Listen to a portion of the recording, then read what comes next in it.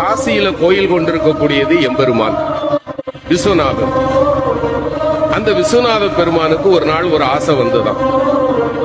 ஒரு பிச்சைக்காரனா காசி வீதியில போனா நம்ம எப்படி வரவேற்பார்கள்? அதனால அவர் பிஷாண்டி தானே, அவருக்கு ஒன்றும் புதுசு இல்லையே. அவர் ஒரு பிச்சைக்காரனாக வீதியில் வருகிறார்.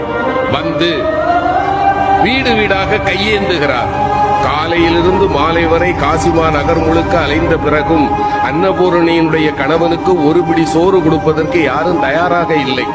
பசியால வாடிப்போன நிலையில் இருந்த எம்பெருமான் மாலை வேளையில் காசி நகரத்தினுடைய சாக்கடைகள் எல்லாம் சங்கமமாகின்ற பகுதி, அந்த பகுதியில போய் சேர்க்கிறார். அங்கே ஒரு ஏழை உட்கார்ந்திருக்கிறான். அவன் தொழுநோயாளி. அவனை சுற்றி 4 நாய்கள் இருக்கின்றன. அவன் வேலை என்ன தெரியுமா?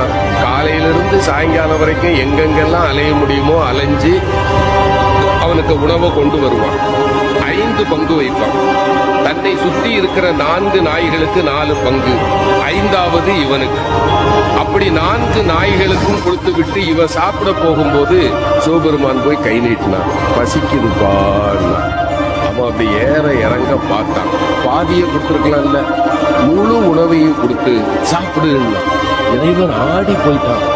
பெரிய பெரிய மாளிகையினுடைய வீடுகள்ல கூட எனக்கு ஒரு பிடி உணவு கிடைக்கல, இவன் மொத்த உணவே இவ்வளவுதான், இவங்கிட்ட நான் யாருன்னு சொல்லிடணும். அப்பா நான் யார் தெரியுமா? அந்த ஏழை சொன்னா, ரொம்ப தேவையா? பசிய பத்தி எனக்கு தையா தெரியும். நானாவது காலையிலிருந்து தான் சாப்பிடல, உன்னை பார்த்தா 3 நாளா சாப்பிடாத அசாமி மாதிரி தெரியுது. சாப்பிடு, உன் கதையை சொல்லு. இல்ல நான் சொல்லுவேன். உனக்கும் போக்கிடம் கிடையாது. யார பார்த்து? சிவபெருமான பார்த்து. உனக்கும் போக்கிடம் கிடையாது, எனக்கும் போக்கிடம் கிடையாது. இங்கதானே இருக்க போறோம், சாப்பிட்டுக்கிட்டு சொல்லுப்பா. இல்லையா, நான் சொல்லியே ஆகணும். அந்த ஏழை சிரித்து கொண்டே சொன்னார், என்ன பெருசா சொல்லிட போற? நீ யார்? அவ்வளவுதானே. நான் சொல்லவா? நீ பரம்பொருள். இங்கு கோயில் கொண்டிருக்கக்கூடிய காசி விஸ்வநாதன் நீ. சரிதானப்பான்னா இறைவன் ஆடி போயிட்டான். ஞானிகளாலும் கண்டுகொள்ள முடியாத என்னை மகனே நீ எப்படிப்பா கண்டுகொண்டாயின்னா அந்த ஏழை சொன்னா, இந்த ஊர்ல யாருமே என்ன மனுஷனா பார்க்க மாட்டாங்க ஐயா. என்ன பார்த்தா 100 அடி தள்ளி போயிடுவாங்க.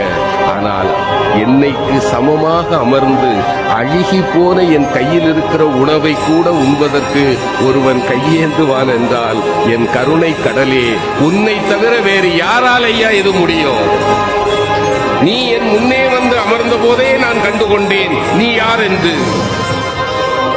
எம்பெருமான் அவன் கையை பிடிச்சான். அவன் தொட்ட பிறகு மேனில ஒரு நோய் வருமா?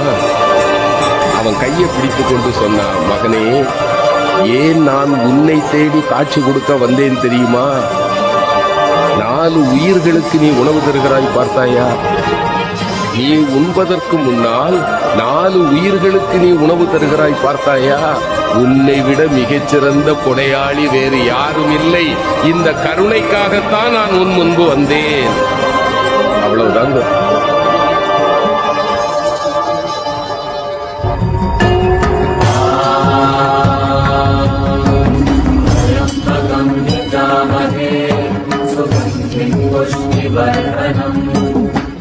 Varukamiva bandhanam, Murmukshiya mamrita.